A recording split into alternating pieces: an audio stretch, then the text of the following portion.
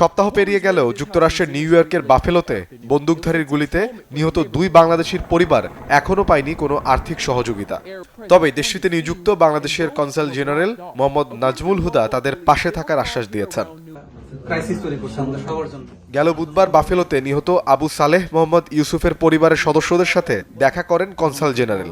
নিহত আরেক বাংলাদেশি বাবুল মিয়ার পরিবার মেরিল্যান্ডে অবস্থান করায় তাদের সাথে দেখা করতে পারেননি তিনি।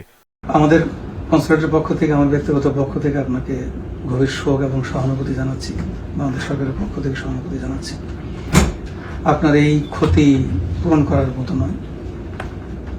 এখন আমরা যেটা করতে পারি সেটা হলো, যারা প্রাণ হারিয়েছেন আমাদের 2 ভাই, তাদের আত্মার মাগফিরাতের জন্য দোয়া করি। আর আপনারা যাতে এই শোক কাটিয়ে উঠতে পারেন, আমরা সম্মিলিতভাবে আপনাদের পাশে থেকে আপনাদেরকে সহায়তা করার চেষ্টা করবো। ট্র্যাজেডি কখনকার ঘটে যায় কিছু আমরা বলতে পারি, সবই আল্লাহর ইচ্ছা। এবং যে কোনো অবস্থাতে যত বড় কঠিন বিপদই হোক, আল্লাহর উপর আমাদের আস্থা রাখতে হবে, তার উপরে ভরসা রাখতে হবে। নিহত 2 বাংলাদেশির আত্মার মাগফিরাত কামনা করেন নাজমুল হুদা। গেল 27 এপ্রিল যুক্তরাষ্ট্রের বাফেলোতে আবু সালেহ মোহাম্মদ ইউসুফ ও বাবুল মিয়াকে গুলি করে হত্যা করে দুর্বৃত্তরা। এ ঘটনায় জড়িত থাকার সন্দেহে দুজনকে গ্রেপ্তার করা হয়।